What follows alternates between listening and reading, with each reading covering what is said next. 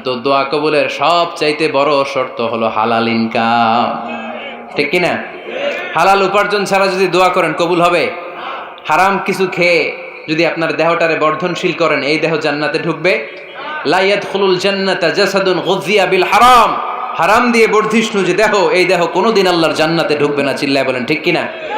ইন্নাল্লাহা তাইয়্যিব লা ইয়াকবালু ইল্লা তাইয়্যিবা, আল্লাহ পবিত্র, আল্লাহ পবিত্র ছাড়া কোনো কিছু গ্রহণ করে না।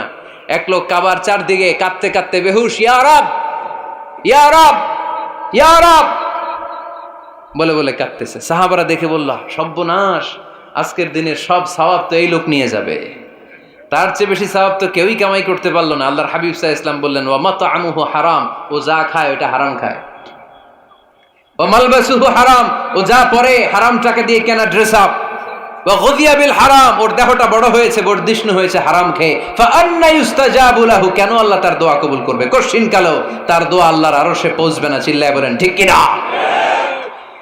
এজন্য দোয়া যদি আল্লাহর কাছে মাকবুল করতে চান, আপনার দোয়া যদি আল্লাহর আরশ পর্যন্ত পৌঁছাতে চান, হালাল খাওয়ার দরকার আছে না নাই? দুই রাস্তা, হালাল চলে গেছে এইদিকে, হারাম গেছে এইদিকে। সো আমরা যাব কোন দিকে? ডান দিকে। হালাল খুব বরকতময়, হালালে বরকত বেশি, হারামে বরকত নাই। বিশ্বাস করেন? 1 কোটি টাকা ইনকাম মাসে। কয় কোটি? এরকম লোক আছে না কসবায়? বাংলাদেশে আছে না? 1 কোটি টাকা ইনকাম, কোটি টাকা ইনকাম তার, কিন্তু বছরে কোটি কোটি টাকা তার ইনকাম, 1 মাসে ইনকাম 1 কোটি টাকা, কিন্তু দেখা যায় মাসে একটা হসপিটাল বিল পরিশোধ করতে তার চলে যায় 50 লাখ টাকা। আছে না নাই? ওয়াইফের ক্যান্সার, যার নেই কোনো অ্যান্সার, ছেলে ইয়াবা খায়, ওরে দেয়া লাগে 20 লাখ।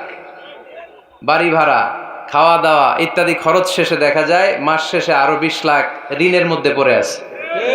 আছে না নাই? কিন্তু মাসে ইনকাম ছিল কত? 1 কোটি, কিন্তু মাস শেষে দেখা যায় 20 লক্ষ টাকা ঋণের বোঝায় চাপা পড়ে আছে। আর রিক্সাওয়ালা, ওর বেতন নাই, যা পারে ইনকাম করে প্রতিদিন, মাসে অন অ্যান অ্যাভারেজ তার ইনকাম 5,000। কয় হাজার? 1,000 চলে যায় ওর যে ছুপরির বেড়া, ওই বাড়ির ভাড়া দিতে, 1,000 চলে যায় ওর খাওয়া, 1,000 চলে যায় চিকিৎসা, 1,000 চলে যায় ছেলেমেয়েদের পড়াশোনা, আনুষঙ্গিক আরো 500, মাস শেষে আরো থেকে যায় 500। সুবহানাল্লাহ কইতে পারলেন না? 1 কোটি টাকা ইনকাম করেও 20 লক্ষ টাকা ঋণের বোঝায় চাপা পড়ে আছে। আর 5,000 টাকা ইনকাম, মাস শেষে কত থাকে? 500। কারণ ওর পুরো ইনকামটাই হালাল।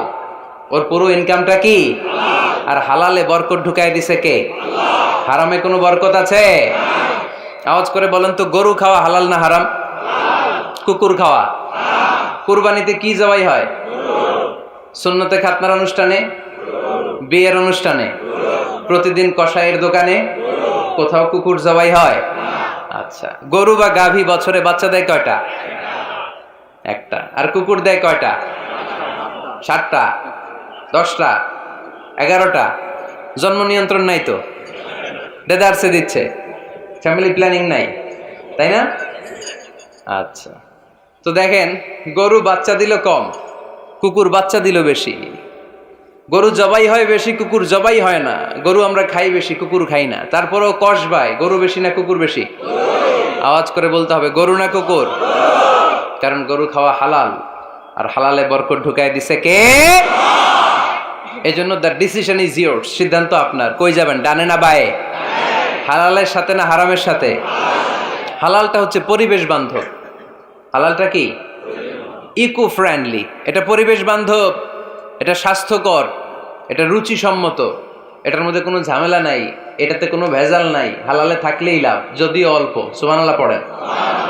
এজন্য রাব্বুল আলামিন বলেন, ইয়া আইয়ুহান নাসু কুলু মিম্মা ফিল আরদি হালালান তাইয়্যিবা ওয়া লা তাত্তাবিউ খুতুওয়াতিশ শাইতান ইন্নাহু লাকুম আদুউম মুবিন। ওহে মানুষেরা, শোনো শোনো, এই জমিনের ভেতরে যেটাকে আমি হালাল করেছি, যেটাকে আমি পবিত্র করেছি, ওইটা খাও, ওইটা গ্রহণ করো।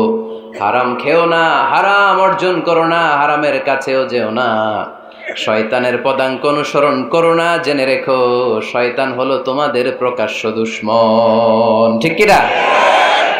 আদুউম মুবিন। শয়তান আমাদের প্রকাশ্য দুশ্মন, সে হারামকে আমাদের কাছে চাকচিক্যময় করে তোলে।